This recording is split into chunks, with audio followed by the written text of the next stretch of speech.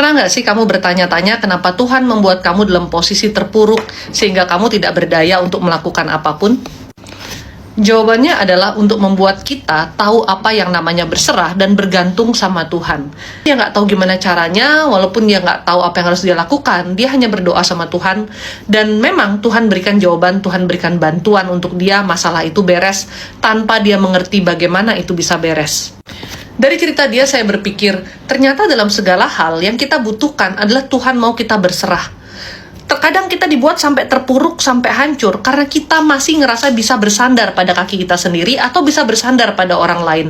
Dan Tuhan mau mengajarkan kita bahwa nggak ada satupun di dunia ini orang yang bisa menjadi tempat kita bersandar, bahkan diri kita sendiri. Dan kita harus bersandar penuhnya sama Tuhan. Itulah yang namanya keberserahan. Mungkin saat Anda sadar, Anda udah nggak bisa bersandar sama siapapun, di situ Anda baru tahu yang namanya berserah. Itulah yang Tuhan mau lakukan dalam hidup kita. Karena sesungguhnya iman itu adalah keberserahan, percaya penuh pada kuasa Tuhan. Cara Tuhan nunjukin busuknya itu seru banget ya. Tiba-tiba aja kita dikasih tahu. Ya padahal kita sendiri nggak pernah berusaha untuk nyari tahu. Tapi lucu kan, cara kerjanya, waktunya kita nggak pernah duga.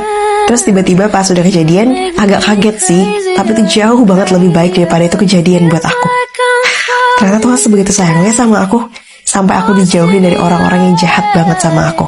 Aku bersyukur banget, karena kejadian itu datang lebih awal daripada kemalanganku.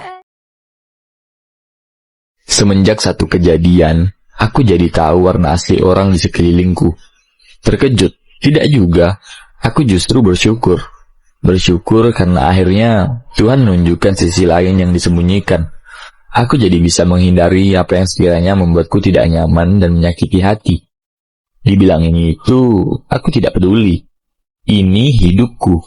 Mental dan fisikku adalah prioritasku.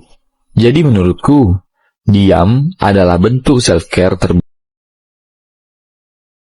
Ada kalimat yang ngomong kayak gini, orang yang salah, dia akan datang ketika kamu lagi hidup tenang, kamu lagi happy, kamu lagi damai, tapi dia ngasih kamu kepanikan, dia ngasih kamu kegalauan, dia ngasih kamu kecemasan.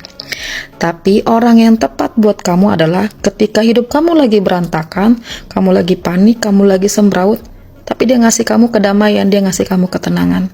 Nah sekarang kamu lihat pasangan kamu sekarang, dia ngasih kamu kedamaian, atau dia malah bikin hidup kamu berantakan?